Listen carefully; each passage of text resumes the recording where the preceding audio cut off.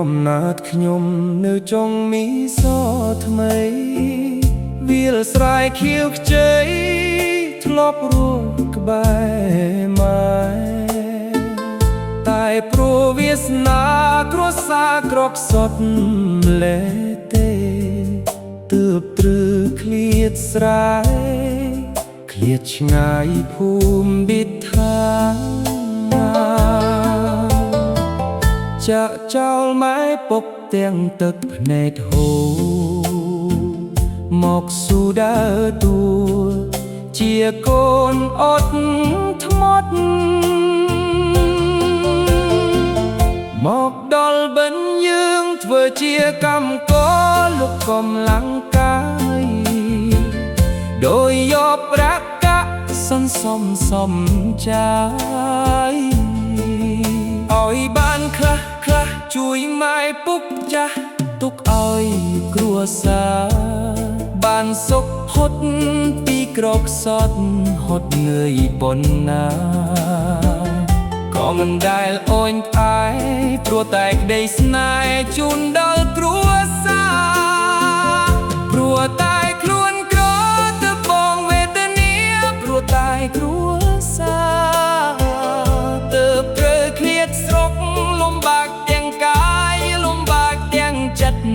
រងទុក្ខតែត្រូវញញឹមដើរទៅមុខដើម្បីម៉ែពុកចង់បាក់រំក្បាច់ជួយបំពេចិត្តឲ្យឈប់ចំបាយក្នុងដីបិណ្ឌយើង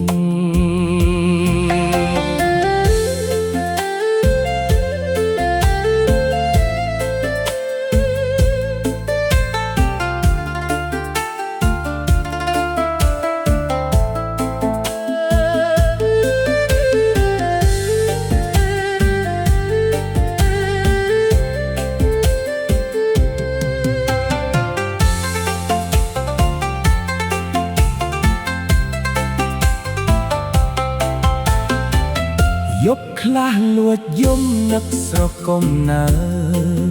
នឹកចុងមីស្រត់ថ្មីនឹកផ្ទះជរាស៊ូណាខ្លួនអើយខំប្រឹងដើម្បីគ្រួសារឲ្យតែអ្នកផ្ទះបានសុខខ្លួនឯងហត់ក៏ព្រមព្រោះតែខ្លួនក្រ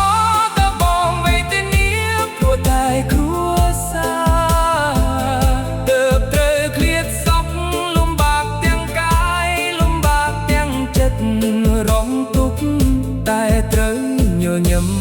ដើរទៅមុខដើម្បីម៉ែពុកចង់វាក់រំក្បាច់ជួយបំពេចិត្តឲ្យឈប់ចំបាយក្នុងដីបិណ្ឌយើងខំប្រឹងណាខ្លួនដើម្បីម៉ែពុកចង់មីសថ្មីចាំ